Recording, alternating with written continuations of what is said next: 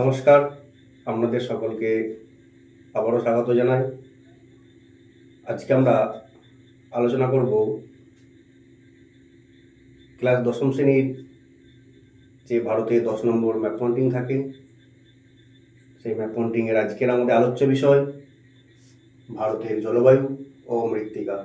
আপনারা ইতিমধ্যে দেখেছেন যে আমি আগের 3টে পর্বে ভারতের যে বিভিন্ন নদ নদী, পাহাড় পর্বত আলোচনা করেছি। আজকে আমরা আলোচনা করব হচ্ছে ভারতের জলবায়ু ও মৃত্তিকা। এবং আমরা দেখতে পাচ্ছেন আমি কিছু তালিকা তৈরি করেছি এবং সেই তালিকায় যে আছে সেগুলোকে আমরা ভারতের মানচিত্রে আমি দেখাবো। তো আমরা দেখতে পাচ্ছেন প্রথমেই আমি 1 নম্বরে লিখেছি হচ্ছে ভারতের শুষ্কতম অঞ্চল। অর্থাৎ ভারতের শুষ্কতম অঞ্চল বলতে আমরা কোনটাকে জানি, যে থর মরুভূমি। একদম আমাদের রাজস্থানের যে রাজ্য আছে সেখানে থর মরুভূমি হচ্ছে ভারতের শুষ্কতম অঞ্চল। তো এই রাজস্থানের এই জায়গাটাকে আমরা বলতে পারি কি থর মরুভূমি, বা আমাদের এটাও সারা আলাদা করে পড়তে পারে যেটা থর মরুভূমি বা মরু মৃত্তিকা অঞ্চল। থর মরুভূমি কিন্তু হবে। তো এটাকে আমরা বলতে পারি কি, এটাকে বলতে পারি হচ্ছে, আমি শুধু থর মরুভূমি লিখে দিচ্ছি। আচ্ছা, 2 নম্বর হচ্ছে আমরা দেখতে পাচ্ছেন ভারতের সর্বাধিক বৃষ্টিবহুল স্থান। খুব ইম্পর্টেন্ট, এটা ভেরি ভেরি ইম্পর্টেন্ট। আমরা ভারতের সর্বাধিক বৃষ্টিবহুল স্থান হচ্ছে কি মৌসিনরাম। একদম আমাদের পূর্ব দিকে আমরা দেখতে পাবো ভারতের সর্বাধিক বৃষ্টিবহুল হচ্ছে একদম,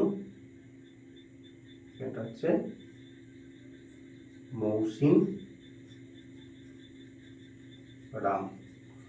এবং 3 নম্বর আছে হচ্ছে বছরে দুবার বৃষ্টিপাত যুক্ত অঞ্চল নাকি করমণ্ডল উপকূল। করমণ্ডল উপকূল হচ্ছে বছরে দুবার বৃষ্টিপাত যুক্ত অঞ্চল হচ্ছে করমণ্ডল উপকূল। করমণ্ডল উপকূল হচ্ছে ঠিক এই জায়গাটা হচ্ছে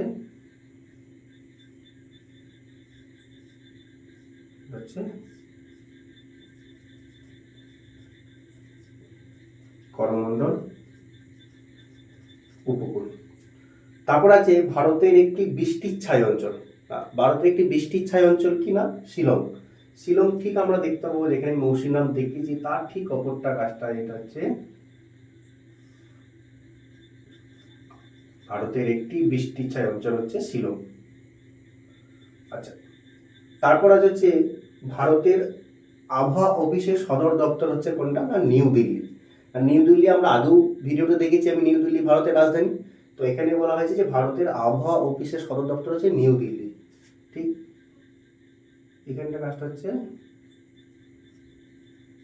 নিউ দিল্লি। তারপর হচ্ছে ভারতের একটি খরা প্রবণ অঞ্চল। না, খরা প্রবণ অঞ্চল ব্যাকেটে আমি লিখে দিয়েছি কাথিয়াবাড় ও কচ্ছ উপদ্বীপ। কাথিয়াবাড় ও কচ্ছ উপদ্বীপ ঠিক এই জায়গাটা কাজটা হচ্ছে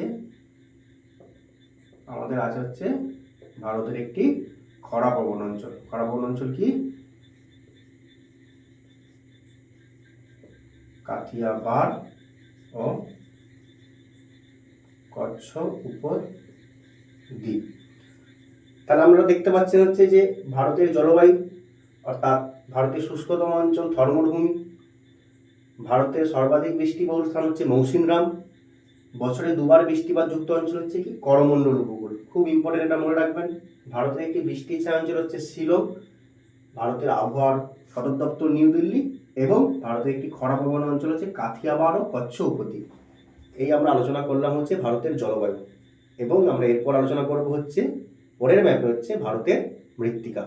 এখন আমরা আলোচনা করব ভারতের মাটি নিয়ে। এর আগে আমরা আলোচনা করলাম ভারতের জলবায়ু, এখন আমরা আলোচনা করব ভারতের মাটি। আপনারা দেখতে পাচ্ছেন যে আমি মাটির প্রকারভেদ করে এবং তাদের সিম্বল লিখে দিয়েছি এবং সেগুলো আমরা দেখাবো ভারতে কোথায় কোথায় আছে। তো আপনারা প্রথম দেখতে পাচ্ছেন যে পলিমাটি। তা পলিমাটি মানে ভারতের বেশিরভাগটা হচ্ছে পলিমাটি।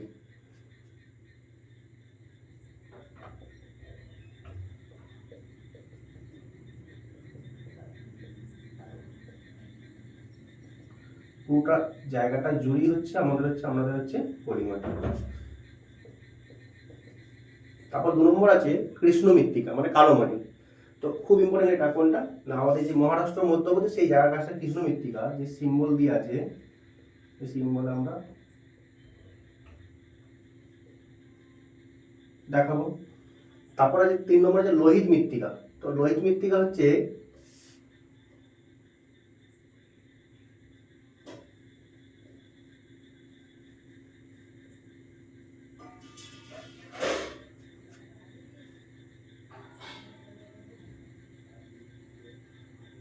লোহিত মৃত্তিকা। তো তারপর আমরা দেখতে পাচ্ছি যে ল্যাটেরাইট মৃত্তিকা। ল্যাটেরাইট মৃত্তিকা আমরা দেখতে পাবো যে ভারতের যে দক্ষিণ দিকে যে পশ্চিমঘাট পর্বত, সেই পশ্চিমঘাট পর্বত যে ল্যাটেরাইট মৃত্তিকার মধ্যে পড়ছে। আর ভারতের যে পূর্ব দিকে যে মেঘালয় আছে, সেই মেঘালয়টা ল্যাটেরাইট মৃত্তিকার মধ্যে পড়ছে, ঠিক।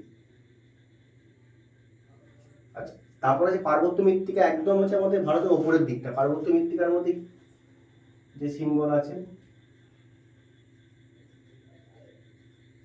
আর এবং এই দিকটা একটুখানি আছে পার্বত্য মৃত্তিকা। এবং লাস্ট আছে মরুমৃত্তিকা। আমি আগের ভিডিওতেও বলেছি আগেতে।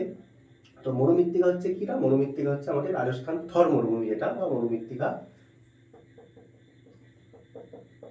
এই গেল মোটামুটি আমাদের হচ্ছে মাটির প্রকারভেদগুলো। না, কি কি মাটির প্রকারভেদ? পলি মৃত্তিকা সব থেকে বেশি পরিমাণে থাকে, পলি মৃত্তিকা।